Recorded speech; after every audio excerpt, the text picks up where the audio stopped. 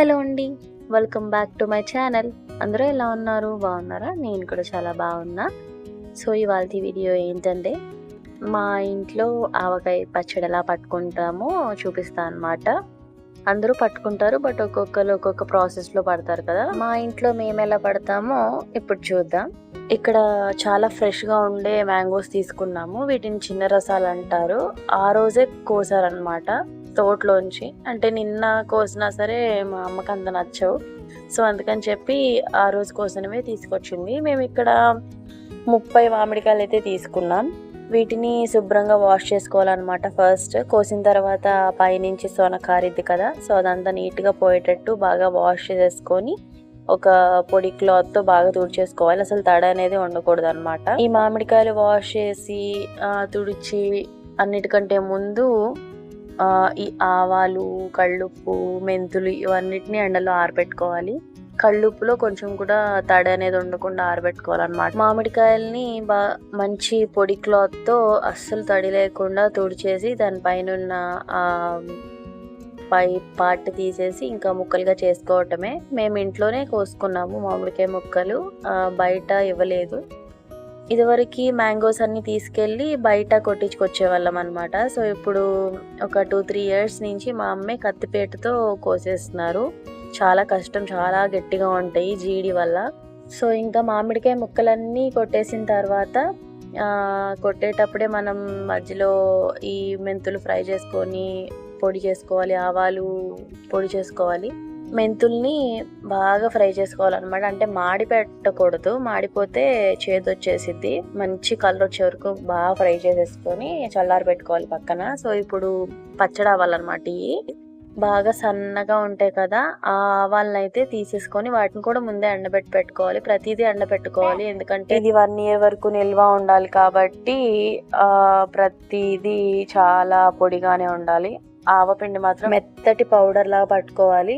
ఒక 2-3 టైమ్స్ పట్టినా కూడా లోపల చిన్న చిన్న ఆవాలు ఉంటాయి అన్నమాట, అవి కూడా నలిగిపోయేటట్టు స్మూత్ పౌడర్ లా పట్టుకోవాలి. లేకపోతే పచ్చళ్ళలో ఆవాలు తగిలితే బాగోదన్నమాట.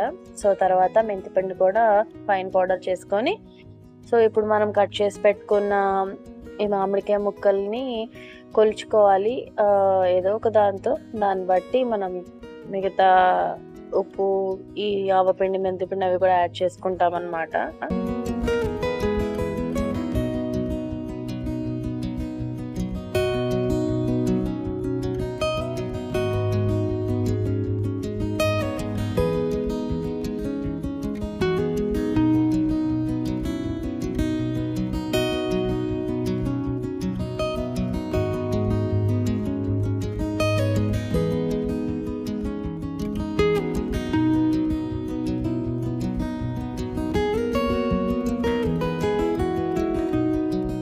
కట్ చేసి పెట్టుకున్న మామిడికాయ ముక్కలు 8 వచ్చినాయి అనమాట, 8 డబ్బాలు. సో ఇప్పుడు ఉప్పు అయితే 8 డబ్బాలు మామిడికాయ ముక్కలు కాబట్టి 4 డబ్బాల కళ్ళుప్పు, తడ అనేది లేకుండా ఆరబెట్టుకున్న కళ్ళుప్పుని వేసుకోవాలి. దాని తర్వాత మెంతులు యాడ్ చేసుకుంటున్నాము. అంటే పౌడర్ కూడా యాడ్ చేస్తారు, మెంతులు కూడా వేస్తే చాలా టేస్టీగా ఉంటుంది అనమాట. 1 డబ్బా మెంతులు, 1 డబ్బా మెంతి పిండి, ఈ 2 యాడ్ చేసుకోవాలి.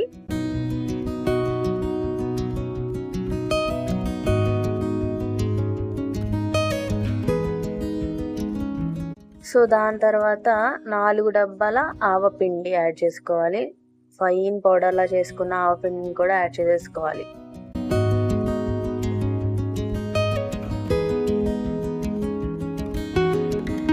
పైన పొట్టు తీసి పెట్టుకున్న వెల్లుల్లి రెబ్బలు, దేంతో అయితే మనం మామిడికాయల ముక్కలు కొలుచుకుంటామో దాంతోనే ఒక 2 డబ్బాలు అయితే యాడ్ చేసుకోవాలి. వీటన్నిటిని మంచిగా ఒకసారి మిక్స్ చేసిన తర్వాత దీంట్లోకి కారం యాడ్ చేసుకోవాలి. సేమ్ అదే డబ్బాతోనే 4 డబ్బాలు కారం వేసుకోవాలి. 4 డబ్బాల ఉప్పు, 4 డబ్బాల కారం, 4 డబ్బాల ఆవపిండి, ఇలా అన్నమాట.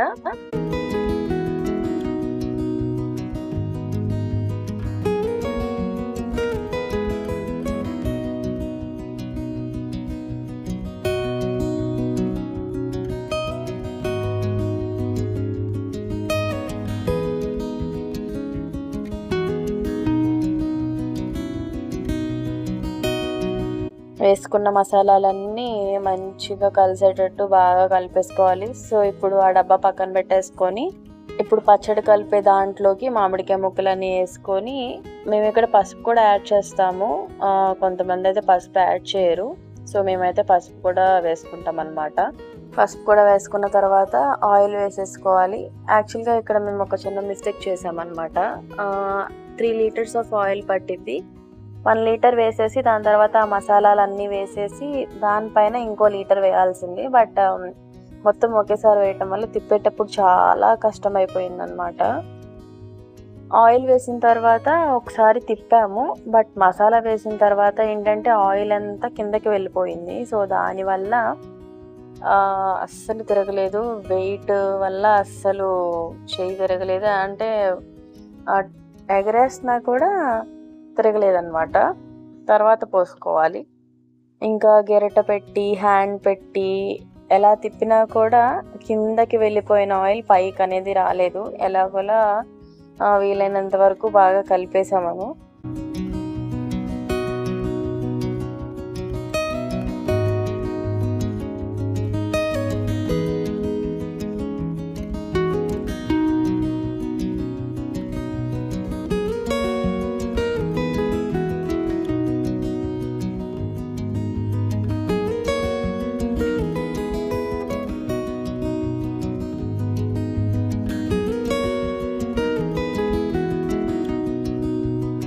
ఎంత టాస్ చేసినా చేతితో కలిపినా గెరిటితో కలిపినా ఈ మాత్రం తిరిగింది. ఆయిల్ మాత్రం పైకి అసలు రాలేదు. సరే ఓకే, తర్వాత ఈవినింగ్ కన్నా పైకి వచ్చిందని చెప్పి అలా వదిలేసాము. ఈవినింగ్కి ఆయిల్ సెపరేట్ అయింది, పైకి వచ్చింది. మళ్ళీ ఇంకొకసారి తిప్పేసి మూత పెట్టేసి పక్కన పెట్టేసుకున్నాం.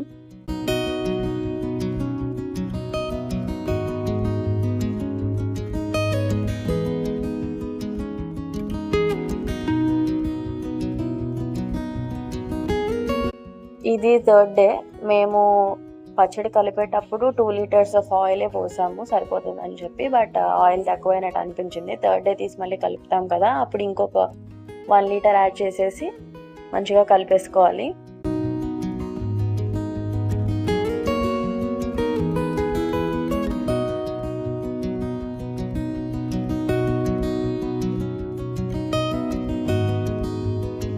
బాగా కలిపేసిన తర్వాత ఇంకా డబ్బాల్లోకి పెట్టేసుకుంటున్నాము. నాకు, మా వదినికి, మా అమ్మకి అలా సపరేట్గా పెట్టేసుకున్నాం అనమాట. ఇదివరకైతే జాడీలు అలా ఉండేవి, బట్ ఇప్పుడు అవేం లేవు. సో మేము ఇక్కడ ప్లాస్టిక్ వాటిల్లోకే తీసేసుకున్నాము. ఫైనల్గా పచ్చడంతా అన్నిట్లోకి సర్దేసిన తర్వాత ఇంకా లాస్ట్లో దాంట్లో అన్నం వేసుకొని కలుపుకుంటే తింటే అప్పప్ప ఎంత బాగుందంటే చాలా చాలా టేస్టీగా ఉంది. సూపర్ టేస్ట్ వచ్చిందనమాట. మీకు కూడా ఇలా పచ్చడంతా తీసేసిన తర్వాత లాస్ట్లో అన్నం వేసుకొని కలుపుకొని తినడం అంటే ఇష్టమా? నా కమెంట్స్లో కమెంట్ చేయండి. మీ ఇంట్లో కూడా కొత్త ఆవకాయ, మాగాయ ఇంకా రకరకాల పచ్చళ్ళు పట్టుకున్నారా? అది కూడా నా కమెంట్స్లో కమెంట్ పెట్టండి.